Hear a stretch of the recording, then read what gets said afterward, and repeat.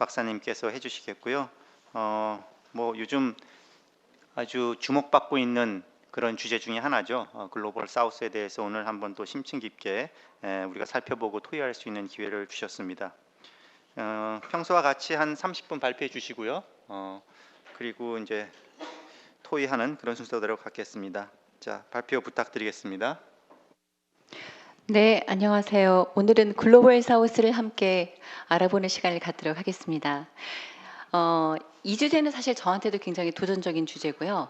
같이 한번 생각을 해보자라는 이런 의미에서 자리를 만드는 그런 토론회라고 생각을 해주시면 좋을 것 같습니다. 먼저 핵심 요약을 보겠습니다. 왜 글로벌 사우스를 들고 나왔느냐?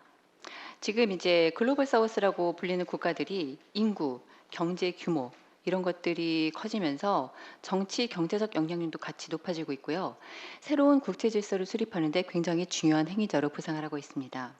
그런데 글로벌 사우스라고 그럴 때는 과연 어떤 나라들을 칭하는 것인지, 왜 글로벌 사우스인지 이런 것조차 우리가 잘 모르는 상황에서 글로벌 사우스라고 자처하는 국가들이 생기고 이들을 세력화에 이용하려는 또 다른 국가군이 생기면서 글로벌 사우스가 일종의 유행어처럼 수비가 되고 있습니다.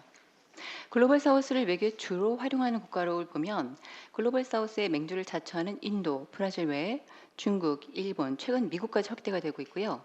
지역 협의체 차원에서도 G7, G20, 브릭스, SCO, IPEF, 최근에 APEC까지도 다양하고요. 유엔과 WTO에서도 기존의 남남협력 차원을 넘어서 글로벌 사우스를 더욱 적극적으로 포용하자라는 논의를 확대하고 있습니다. 우리나라도 인도태평양 전략 하에서, 그리고 최근에 한미일 삼각협력 하에서, 그리고 2030 부산 월드 엑스포 유치를 하는 그 상황에서도 글로벌 사우스를 겨냥하는 전략을 가져야 된다라고 강조를 하고 있는 상황이고요. 그래서 우리나라도 글로벌 사우스를 고려한 외교 전략을 수립한다고 한다면 과연 각 그 외교 전략별로 글로벌 사우스를 어떻게 이해하고 어떤 전략을 갖는 것이 가장 효과적일지 이걸 알아보고자 합니다. 특히 이제 우리나라가 최근에 인도태평양 전략이라는 걸 발표하면서 한국이 ODA를 통해서 기여 외교를 한다 이렇게 이야기를 했는데, 이것을 한 차원 넘어서 저개발국만을 대상으로 하는 원조 행위인 ODA가 아니고 최저개발국으로부터 일정 수준의 발전을 이룬 저개발국까지 지원 대상을 확대하고, 그리고 지원 분야를 경제발전뿐만이 아니고 글로벌 사우스의 문제 전반으로 확대하고, 이를 통해서 또 공여국가와 기관 등으로 지원 파트너를 확대해서 한국형 복합 외교 모델로 발전시킬 수 있는 어떤 토대를 생각해 보고자 합니다. 그래서 서론을 보시면요, 이제 서론은 아직 앞에 잠깐 말씀드린 것처럼 왜 글로벌 사우스인가에 대한 내용을 제가 이제 간단히 소개를 했는데요. 구체적으로 지금 이제 글로벌 사우스가 활발하게 논의된 협의체를 보면 최근에 막을 내렸던 G20 같은 경우에 인도가 이제 G20 의장국이었고요. 여기서 글로벌 사우스 의제를 본격적으로 다룬 첫 번째 그 시도를 했고, 다음 의장국이 브라질입니다. 그래서 브라질도 글로벌 사우스 의제를 계속 발전시키겠다 이렇게 이야기를 하고 있습니다. 그리고 이제 글로벌 사우스가 왜 중요한지는 제가 뒤에도 더 볼 것이기 때문에 여기는 그냥 넘어가도록 하고요. 그 다음에 이제 4쪽을 보겠습니다. 글로벌 사우스가 왜 부상을 하게 됐는지에 대한 배경을 좀 살펴보도록 하겠습니다. 첫 번째 배경은 여러분들 모두 다 아시는 것처럼 이제 질서가 붕괴되고 새로운 질서가 형성이 되는 과정에서 다양한 세력권들이 형성이 된다는 것인데요. 미국이 이제 2012년 10월에 국가안보전략서를 통해서 중국이 미래 최대의 위협이다 이야기를 하고, 여러 가지 면에서 이제 중국과 다른 어떤 전선을 규합을 하고 있고요. 이것이 러시아의 우크라이나 침공, 그리고 최근에 이스라엘 하마스 분쟁 등으로 인해서 전선이 조금 더 고착화되는 이런 상황입니다. 이렇게 과거와 같이 어떤 유니폴라가 있고 최후강대국이 그 세계적인 패권을 주면서 질서를 유지하던 이런 상황이 와해되고, 그러면서 이제 조금 어떤 양전선이 생기면서 거기에 새로운 어떤 공간이 생겼고, 그 공간을 파고들어서 세력화를 시작한 것이 제3지대 국가들입니다. 그리고 때마침 반세계화 그리고 규제 강화 이런 기조가 전 세계적으로 확대가 되면서 각국 정부에 뭔가 이렇게 국내 대외 정책을 조작할 수 있는 룸이 또 많이 생기기도 했습니다. 그런데다가 복합 위기의 시대가 도래하면서 당연히 중견국과 약소국들과 함께 협력을 하지 않으면 풀 수 없는 문제들이 많이 생기고요. 이들이 위기 대응의 공동 주주가 되면서 더욱 큰 목소리를 낼 수 있는 공간도 확대가 되고 있습니다. 상황적으로도 디지털 플랫폼이 확대가 되고 이동 편의성이 높아지면서 이들의 세력 결집, 어떤 의견을 통일하고 세력화하는 데 굉장히 도움이 되는 환경이 마련되어 있고요. 말씀드린 것처럼 세력화에 용이한 어떤 핵심적인 사건들도 최근에 줄지어 일어나고 있습니다. 5쪽입니다. 그래서 이런 상황 속에서 서구 중심의 세계 질서의 균열과 다극 질서가 수립된다라는 이런 관측 하에서 이 국가들은 미국과 중국 어느 한쪽을 따르기보다는 제3의 길을 만들고자 하는 이런 열망을 갖고 있는 국가들이 이제 세력화를 하고 있다는 것을 말씀을 드렸고요. 이들이 이제 주로 주장하는 것은 세계화의 혜택에서 제외되었고 오히려 세계화 때문에 부작용을 겪고 있다. 그래서 이런 어떤 피해 의식들이 있고요. 어떤 그런 피해 의식 속에서 이거를 해결하기 위해서 집단적으로 적극적으로 참여하면서 글로벌 규범적 틀을 새롭게 형성하는데 영향력을 행사하겠다라는 의도가 굉장히 큰 것으로 보여집니다. 여기에는 이제 글로벌 사우스인지 그 정체가 좀 모호하긴 하지만 중견국 이상의 위상을 보유하게 된 중국, 인도와 같은 국가들이 또 한 몫을 크게 합니다. 그러면 이제 이쯤에서 글로벌 사우스를 우리는 어떻게 정의를 하는 것이 좋을지 이걸 한번 생각해 보려고 하는데요. 아직까지 사실은 통일된 정의나 범위는 없습니다. 그리고 뭐 UN, WTO, 뭐 웅크타드 이런 여러 가지 통계들을 봤을 때 글로벌 사우스라는 정의로 어떤 통계가 나온 것도 여태까지 없긴 하고요. 그러나 여러 가지 문헌을 전반적으로 종합해 보았을 때는 대부분 식민지를 경험하고 제2차 세계대전 이후에 독립한 국가들로서 서구의 제국주의에 대한 반감이 높고 현대 자본주의 세계화 혜택을 충분히 누리지 못했다라는 어떤 피해의식을 갖고 있는 국가들을 총틀어서 집합적 탈국가적 의미로 사용을 하고 있습니다. 그럼 조금 더 포커스를 맞춰서 그럼 어떤 국가들이 여기 해당한다는 것이냐 보면 아시아, 중남미, 아프리카, 중동, 태평양 도서국의 개발도상국들이 주로 여기에 속하고요. 구체적으로 해당되는 국가를 찾아보라고 한다면 올 1월이죠. 인도가 최초로 제1차 글로벌 사우스 정상회의를 개최합니다. 여기에 125개국이 참여를 했는데요.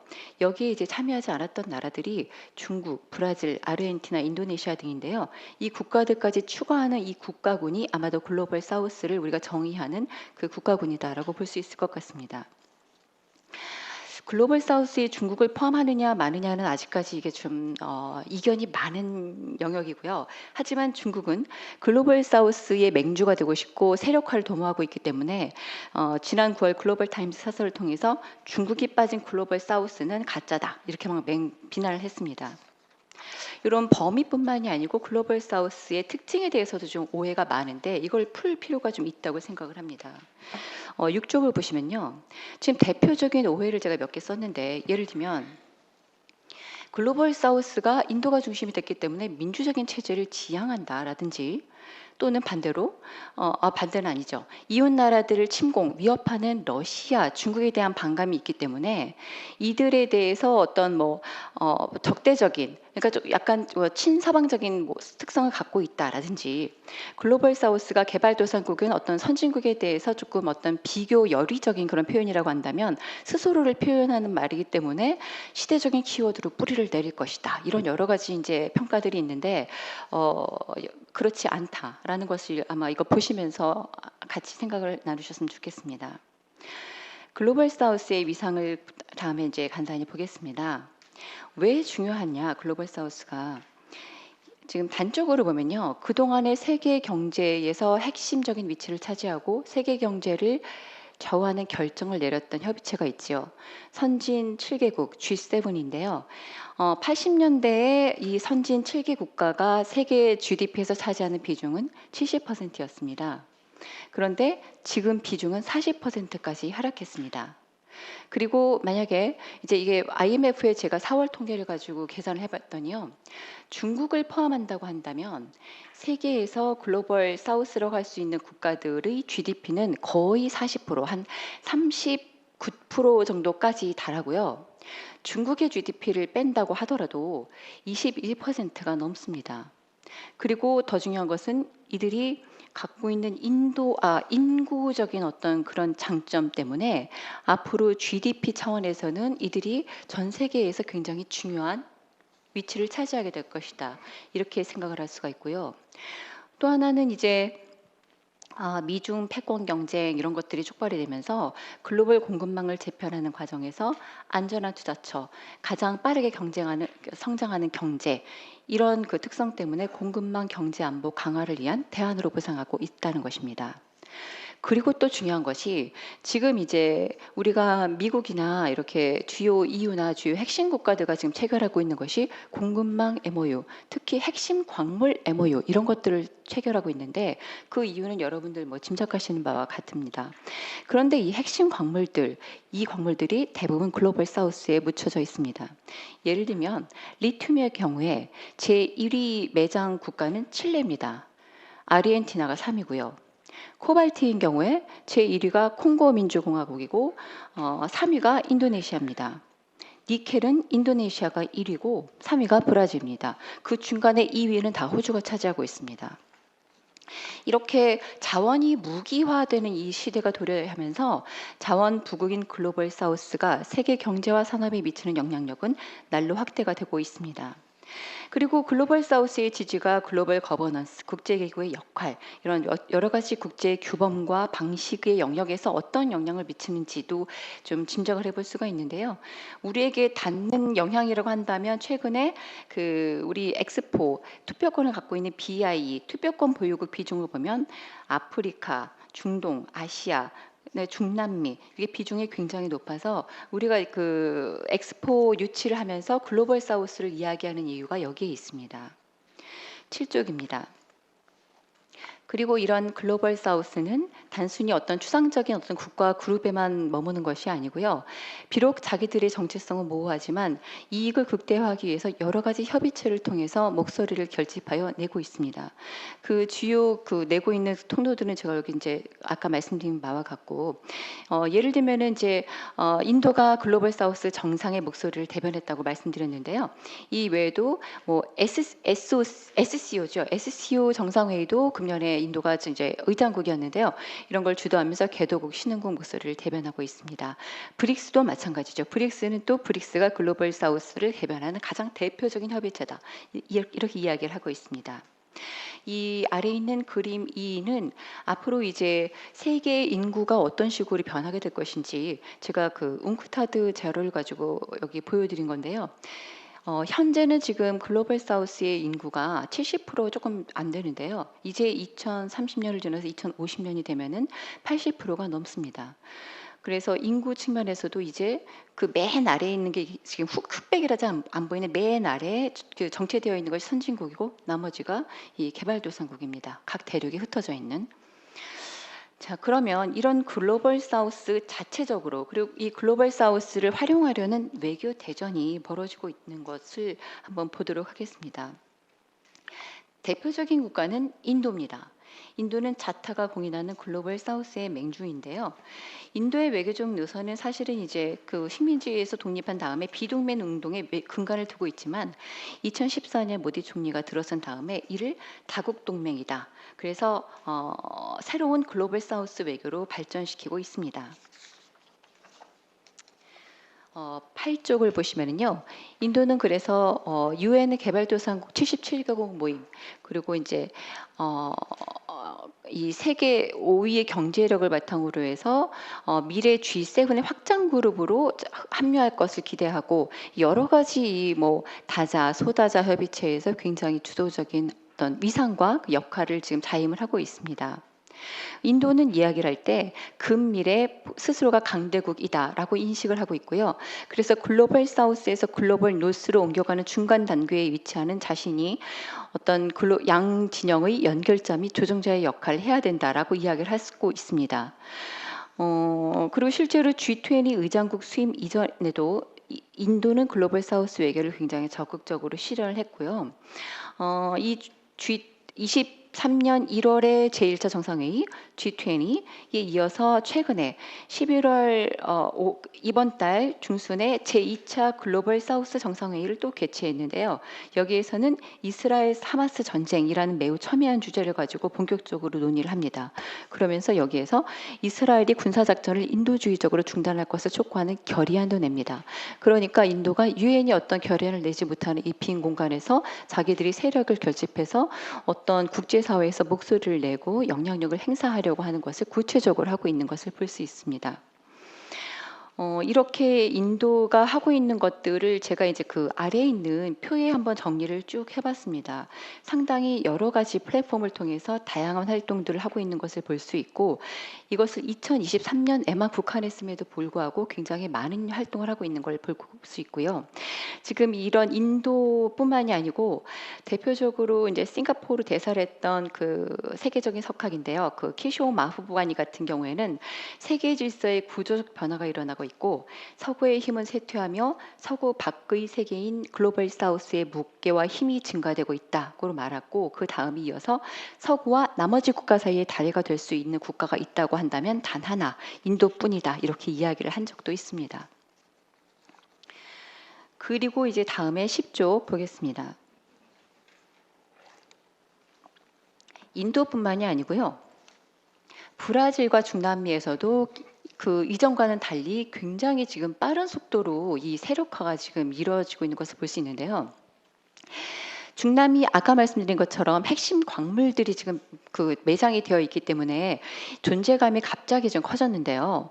뿐만이 아니고 미국과 지리적 인접성이 있기 때문에 미중의 경제 탈동조와 그다음에 코로나19로 공급망을 재편하면서 리오쇼링의 가장 큰 수혜 지역 중의 하나로 중남미가 떠오르고 있습니다. 그래서 이 전략 경쟁 속에서 어떤 실용적인 입장을 견지해서 반사 이익을 얻고 있는 대표적인 지역으로 꼽히고 있고요. 이런 것을 지금 최근에 뭐라고 이야기를 하냐면 적극적인 비동맹이다, 이런 표현을 씁니다. Active Non-Alignment. 그래서 아까 왜 인도는 Multi-Alignment라고 했는데 그러니까 어느 한 곳에 뿌리를 두거나 동맹을 맺지 않으면서 실용적인 외교를 한다라는 뜻으로 여러 가지 용어가 이제 등장을 하고 있습니다. 그러면서 사실은 이 남미에는 그 남미 국가 연합이라는 것이 있었는데 유명무실했죠. 그러다가 지금 30년 만에 룰라 대통령이 지난 5월에 수도 브라질리아에서 남미 국가연합 정상회의를 다시 부활시켰습니다.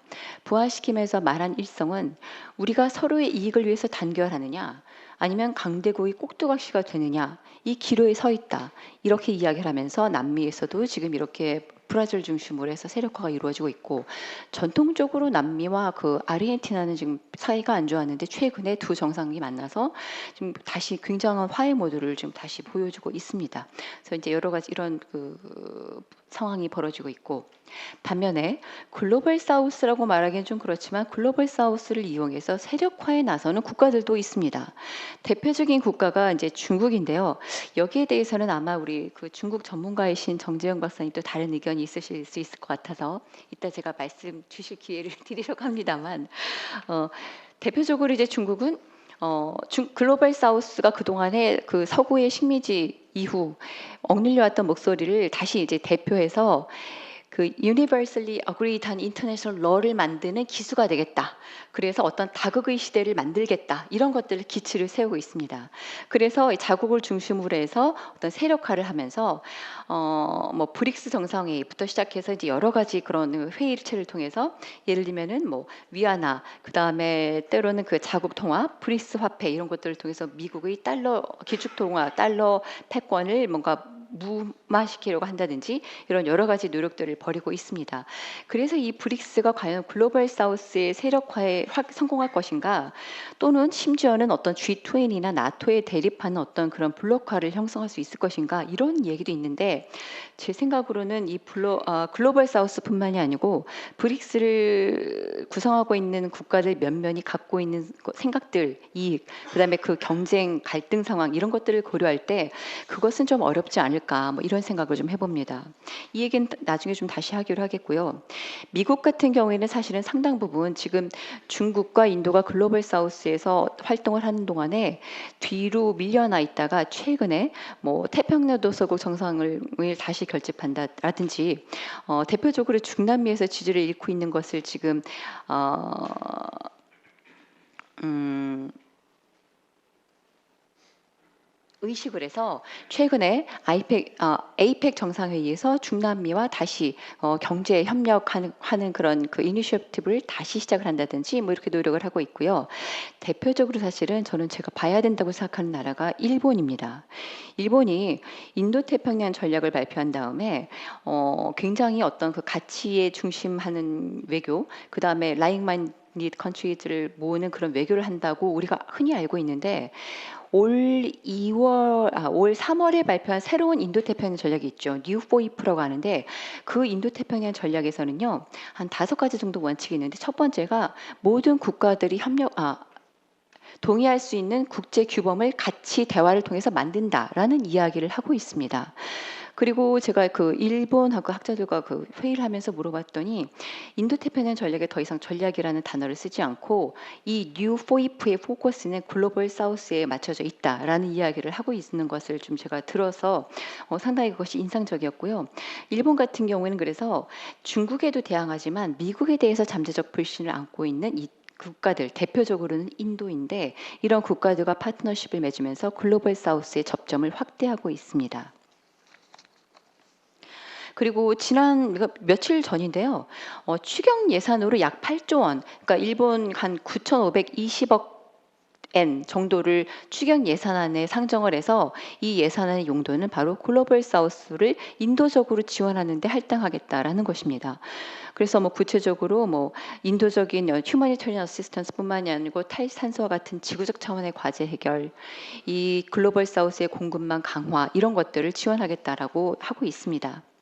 그 외에도 국제기구와 여러 가지 협의체들에서도 글로벌 사우스 의제를 적극적으로 이야기를 하고 있는데요. G7 정상회의에서 일본이 이거를 들고 나왔습니다. 아까 제가 일본을 주시해야 된다고 말씀을 드렸는데 이 G7에서 처음으로 글로벌 사우스 지원이라는 이야기를 일본이 합니다. 그리고 여기에서 오랫동안 식량 위기, 보건, 부채 위기와 같이 글로벌 도상국과 관련된 문제를 다뤄왔지만 올해 특별히 글로벌 사우스를 지원하는 데 포커스를 맞추겠다라고 이야기를 해서 여기에서 이제 논의를 촉발을 시켰고요. 그 다음에 바톤을 이어받은 것이 인도가 의장국이 되어서 올해 9월에 치루었던 G20입니다. 14쪽인데요. G20의 주제는 하나의 지구, 하나의 가족, 하나의 미래라는 그런 주제를 갖고 있고요. 핵심 의제가 지속성과 포용성 그리고 회복성에 중점을 둔 성장, 지속 가능한 개발 목표, 기후 변화, 즉 모두 다 글로벌 사우스의 의제들이었습니다. 그러면서 모디 총리가 뭐라고 이야기를 하냐면 G20는 인도의 외교적 성년식이다. 글로벌 사우스의 목소리를 대변하는 기회를 활용하겠다. 이렇게 이야기를 합니다. 그래서 이렇게 이제 의제도 글로벌 사우스 의제라고 할 수 있는 것들을 여기 두 번째 동그라미를 보시면은 다양하게 다루었고요. 그래서 그 다음에 보시면 사실은 공동성명을 발표하는 데는 또는 민감한 문제를 언급하는 데는 사실은 여기서 실패했다라고도 이야기가 됩니다. 예를 들면 러시아의 우크라이나 침공에 대해서 직접적인 비판도 하지 않았고요. 기후변화 대응 조치 합의도 이끌어내지 못했습니다. 하지만 성과가 있었다고 한다면 글로벌 사우스 의제, 그다음에 회원국을 본격적으로 포용하는 정책이라고 할 수 있는데 예를 들어서 가장 큰 성과로 꼽히는 것이 저소득 국가의 부채 위기 해소를 위한 논의를 시작했다. 그다음에 그 다자개발 기구 MDB가 개혁이 되어야 된다는 것에 합의를 하고 요게 워킹 그룹을 가동하기로 했습니다. 그리고 이제 다음 해 G20 의장국이 이제 브라질입니다.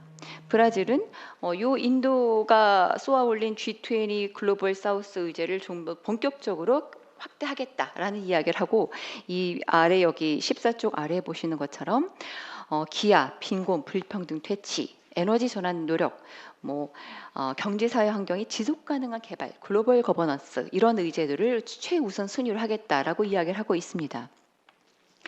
그다음에 이제 브릭스도 간단히 보겠는데요. 브릭스도 이제 사실은 대표적으로 브릭스 정상회담을 통해서 8월에 있었죠. 이 정상회담을 통해서 회원국도 확대를 했습니다. 그래서 이제 6명의 신규 회원 가입국도 발표를 했고 현재 이제 총 22개 국가가 브릭스 플러스라는 이 커다란 그 브릭스 엄브렐라 밑에서 활동을 하게 되는데요. 그렇게 따진다고 한다면 뭐 인구 차원에서는 세계 인구의 절반, 국내 총 생산의 36%. 그래서 브릭스에서는 G20보다 이제 비중도 높고 우리가 대표적인 어떤 글로벌 사우스를 옹호하는 플랫폼이다. 이런 얘기를 하고 있습니다만 아이러니하게도 그 브릭스 그룹은 남반구의 그 글로벌 사우스의 이익을 증진하려는 임무를 실행하기는 되게 어려운 구조다. 예를 들면은 지금 다양한 목소리가 추가되면 그만큼 어떤 합의를 이끌어내기도 어렵고요. 또 장기적으로 효과적 플랫폼이 되기 위해서는 인도와 중국이 분쟁을 해결해야 되는데 그것도 굉장히 요원한 문제고요. 일례로 이란 같은 나라를 보면 브릭스 회원국으로 가입해서 look to the east. 그러니까 지금 자기들 나름대로는 동쪽으로 어떤 외교 지평을 확대하려는 이런 각양각색의 외교적 목적을 가지고 모였기 때문에 어떤 통일된 어떤 그런 목적의식 하에서 모였다고 보기는 어렵다는 것입니다.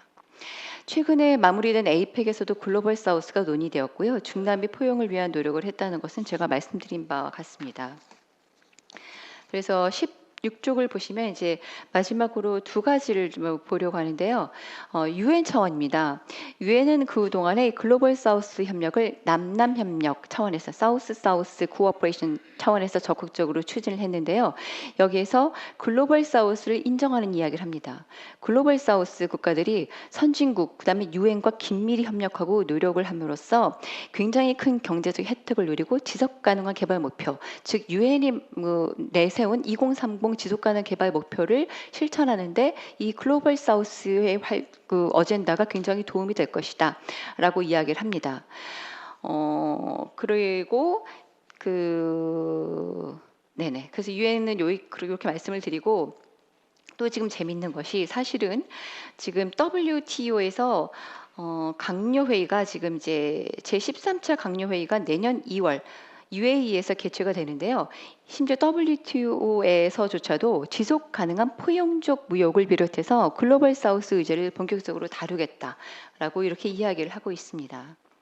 자, 그러면 지금 이제 앞에 1, 2, 3장 본문을 통해서 글로벌 사우스에 대해서 논의되는 여러 가지, 그다음에 어떤 식의 외교적인 다양성을 갖고 있는지를 보았는데요. 그다음에 보고자 하는 것은 이거를 이제 쭉 봤을 때 글로벌 사우스에 대해서 우리가 제대로 좀 이해를 해야 되겠다는 것입니다. 제가 여기 그 보고서에는 글로벌 사우스란 용어가 어떻게 등장하고 어떻게 쓰이는지를 좀 말씀을 드렸습니다만 이거의 이유는 그러니까 굉장히 이제 정의되지 않은 그런 다양한 용처를 가지고 있고 그래서 용어가 모호하고 부정확하게 사용되기 때문에 이로 인해서 글로벌 사우스라는 그런 어떤 범주에 들어가 있는 국가에 대해서 우리가 잘못된 이해를 하고 잘못된 외교 전략을 가져갈 수 있다라는 것들을 조심해야 된다라는 것을 말씀을 드립니다. 특히 이제 그 두 번째 그 동그라미 밑에 있는 내용들은 브릭스가 왜 글로벌 사우스를 대표하는 어떤 단일화된 그 협의체로 보기 어려운가 하는 것을 조금 더 구체적으로 설명을 드린 부분이고요. 그러면 이제 요거 발표를 마무리하면서 우리나라가 이 다음 장에 보면 왜 글로벌 사우스가 동상이몽인지 제가 두 가지를 여기다 이제 예를 들었는데 요거는 이따가 토론할 때 이제 시간이 되면 보도록 하겠습니다. 글로벌 사우스를 고려한 한국의 외교 전략을 이제 고민해야 되겠는데요. 한국도 글로벌 사우스가 지닌 여러 가지 기회와 위험 요인에 대해서 분석을 하고 대응책을 마련해야 되겠는데 제가 처음 핵심 요약할 때 말씀드렸던 것처럼 단기적인 한국의 외교 전략, 특히 인태 전략에서 기여 외교를 어떻게 실천할 것인가 이 부분을 봐야 된다는 것입니다. 글로벌 사우스가 단순히 이전과 같이 못 사는 나라들의 집합이 아닌 새로운 어떤 자기들의 세력화, 목소리를 갖고 어떤 힘을 갖고 있는 어떤 그 세력화로서의 비전을 갖고 있다고 한다면 그에 맞는 전략을 우리도 가져야 된다는 거죠. 그리고 나아가서 한국은 글로벌 사우스에서 글로벌 노스로 성공적으로 그 졸업을 해서 선진국에 편입한 대표적인 나라이기 때문에 한국의 기여 외교를 어떤 사우스와 노스를 연결하는 연결성을 가진 중재자로서 어떤 새로운 외교적 정책성을 가질 필요도 있겠다라는 것입니다. 그래서 그 아래 내용을 제가 앞에 설명드린 바와 같고요. 그다음에 이제 19쪽으로 넘어가서 보시면 또 하나는 글로벌 사우스를 피상적으로 보지 않고 글로벌 사우스를 조금 더 우리가 들여다보려고 한다면 글로벌 사우스가 묻는 국제 질서에 대한 근본적인 물음도 같이 고민하면서 답을 찾아가는 과정이 필요하다는 것입니다. 이거를 저는 일본이 상당히 잘하고 있다고 생각하는데요. 예를 들어서 우리는 흔히 생각할 때 인류 보편의 가치다. 그러면은 보편적으로 모든 나라가 동의한 가치겠지라고 생각을 할 수가 있는데 그렇지 않다는 것이죠. 그래서 대부분의 서방 국가들이 이야기하고 있는 Rule Based International Order라고 말하는 그것과 그 외의 국가들이 말하고 있는 Universally Agreed International Law라고 하는 그 개념 사이에는 간극이 분명히 존재한다라는 것입니다. 그리고 심지어는 이 후자 Universally Agreed International Law라는 것도 과연 모든 나라가 균등하게 목소리를 내서 합의를 이룬 것인가에 대한 의문도 있다는 사실입니다. 그래서 함께 뭔가 미래 국제 질서를 포용적으로 만들어 나가기 위해서는 이런 것에 대해서 고민을 하고 이것을 같이 어떤 식으로 반영하려고 하는 그런 노력을 굉장히 보여주는 진정성이 필요하다라는 생각을 하게 됩니다. 그리고 지금 한국은 한미동맹 그리고 한미일 차원에서 글로벌 사우스 외교를 어떻게 해야 될지를 생각을 해야 되는데 지금 한미일 3국이 어떤 식으로 협력을 할지 이게 인태 지역이 협력이 된다 그러면 어떤 식의 모양을 가져가야 될지를 고민하면서 대표적으로 개발 협력에서의 어떤 그런 이니셔티브를 가져가겠다라는 이야기를 하고 있는데 그렇다면 이것이 단순히 ODA가 될 것인지 아니면 이미 글로벌 사우스 외교에서 깃발을 꽂은 일본이 만들어낸 그림에 따라가야 될 것인지 아마 이 두 가지가 다 아니라는 생각이 듭니다.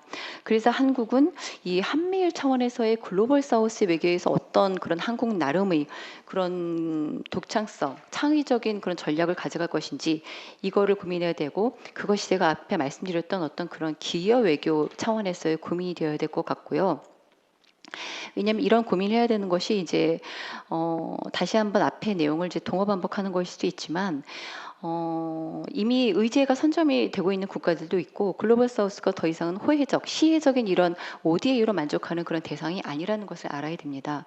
그래서 본격적으로 이제 이런 글로벌 사우스에 대한 그 전략을 고민을 해야 되고 지금 대표적으로 우리나라가 할 수 있는 기회가 있다고 한다면 2025년 한국은 에이펙 의장국을 맡습니다. 그래서 이제 의제를 주도할 수 있는 입장에 있는데요.